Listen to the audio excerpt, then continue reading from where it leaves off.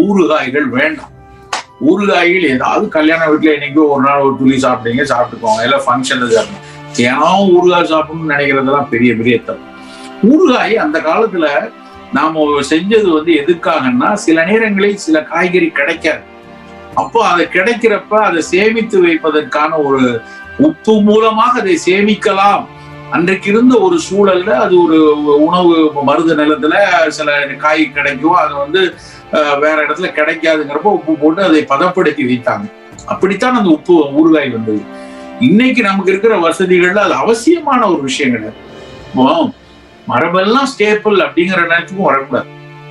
அறிவியல் சில விஷயங்களை கற்றுக் கொடுக்கிறது, அந்த கற்றுக் கொடுக்கறத எடுத்துக்கணும். உப்பு உள்ளது வேணாம், எதுக்கு வீட்டுல நம்ம போட்டு வைக்கணும் அவசியம் இல்லை. ஐஸ்கிரீம் இன்னைக்கோ ஒரு நாள் சாப்பிட்டீங்க, ஓகே. தினம் ஐஸ்கிரீம் வாங்கி மத்தியானம் சாப்பிட்டதுக்கு அப்புறம் ஐஸ்கிரீம் சாப்பிடுவோமா? மாட்டோம் இல்லையா? அதே மாதிரி ஊறுகாயும் நம்ம தினம் சாப்பிட்ற ஒரு பழக்கத்தை வேண்டாம். இன்னைக்கோ ஒரு நாள் ஒரு ஆசைக்கு இருந்தா அதை எடுத்துக்கொள்றது ஒன்றும் தப்பு இல்லை. அப்படி ஒரு பழக்கத்தை, ஏன்னா அதுல இருக்கக்கூடிய உப்பு எண்ணெய் தான். சார் நான் நெல்லிக்காய் ஊறுகாய் தான் சாப்பிட்றேன், வெள்ளைப்பூண்டு ஊறுகாய் தான் சாப்பிட்றேன்னு சொல்றேன். ஏன்னா வெள்ளைப்பூண்டு வேக வச்சு அப்படியே சாப்பிடுறேன், நெல்லிக்காயை அப்படியே சமைச்சு சாப்பிடுங்க, ஜூஸ் அப்படியே குடிங்க. நெல்லிக்காயை போட்டு உப்புலையும் எண்ணெயிலையும் வதக்கி போட்டு அப்புறம் நெல்லிக்காயோட பயன் எப்படி கிடைக்கும்னு எதிர்பார்க்குறீங்க? ஒரு ஊறுகால ஒரு 2 நாளைக்குரிய உப்பு சேர்த்துருவாங்க. ஒரே ஒரு துண்டு ஊறுகால ஒரு நாளைக்கு 6 கிராம் 7 கிராம் ஊறுகாய்னா அந்த ஊறுகாய் 2 துண்டு போட்டாங்கன்னா 6 கிராம் வந்துருவாங்க.